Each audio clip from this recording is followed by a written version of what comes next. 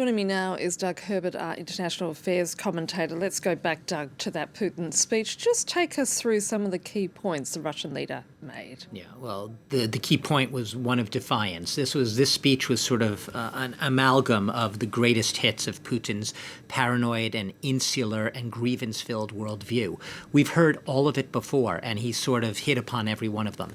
The sense that the West is the aggressor here. He talked about the NATO encroachment closer and closer to the eastern frontier. We heard about the so-called unacceptable threat that this posed. The idea being, the message being that Russia had no choice but to defend its homeland, to defend its interests against a nuclear-armed aggressor coming from the West, an aggressor that has made it clear that it doesn't want to do business with Russia, that was offered a deal with Russia. We heard him say, a new system, a new security system. The West rejected that out of hand. So it's all of those. The villains were all in this speech, NATO being a primary villain, the U.S. being a big villain. The U.S. always comes up. The West is simply a proxy for the real bogeyman in Putin's imagination, and that is the United States of America. Putin, from the beginning, has felt uniquely humiliated, as if the U.S. was out to humiliate it, the collapse of the Soviet Union, which he called the greatest geopolitical tragedy of the 20th century.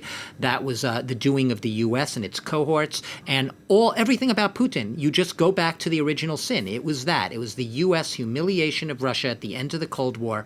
And everything Putin has done in his foreign policy, right up until this speech today, is a defiance, sort of a vendetta-driven foreign policy to restore that lost glory. So when he speaks about our duty is to protect people, our people in the Donbass. And that was a significant part of the speech, speaking of the Donbass as if it's already part of Russia. And that was one thing people thought, would he maybe announce today a formal annexation of Donetsk and Luhansk regions? That didn't come to pass, but he may have have said it. Sometimes, what he doesn't say is also significant. Putin has absolute paramount power in Russia. He doesn't have to specifically say anything. He can do his will when he wants and where he wants, in the manner he wants, and no one is going to say no to him. So this speech, to me, even though it lacked that declaration of war that perhaps some people had been looking for or awaiting, expecting, even though it lacked that, it had all the defiance in it. I saw absolutely no signs in this speech of a humbled, of a bowed Putin, of a chastened Putin, one who has any signs of a change in strategy in the near future. He's doubling down. He's going to go as fast ahead as he can. Coming back to that, though, the reality is on the ground. The Russian troops are facing hardened resistance from the Ukrainians. And there was a lot of expectation that somehow this speech would give some indication as what next for the Russian military manoeuvres. As you just pointed out, there was none. But should we be surprised? Because he is a very savvy individual, isn't he? Yeah, he's extremely clever. And the thing is, you wouldn't know this unless you were a military expert analyzing the parade itself, but there were many fewer weapons that would normally be on display in this Victory Day parade on Red Square, because a lot of those tactical weapons, including some of the T-80 tanks, which are sort of the staple of the tank arsenal in Russia's army, they weren't there because they are being deployed, in many cases having also been destroyed on the battlefields of Ukraine.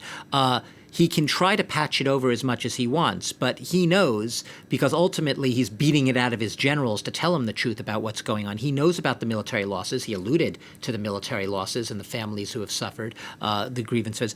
But like I said, at the end of the day, he's about power and strength, and he is going to go for his goals. He is going to continue his special military operation according to plan, regardless of the realities on the ground. Putin will not let himself be defeated. He will not allow himself to do anything but declare ultimate victory. We were supposed to see a parade in Mariupol today.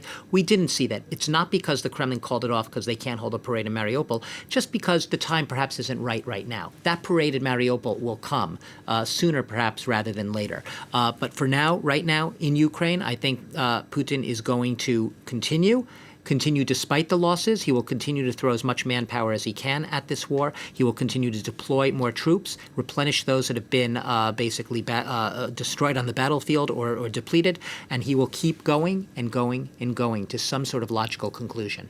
Doug Herbert, thank you.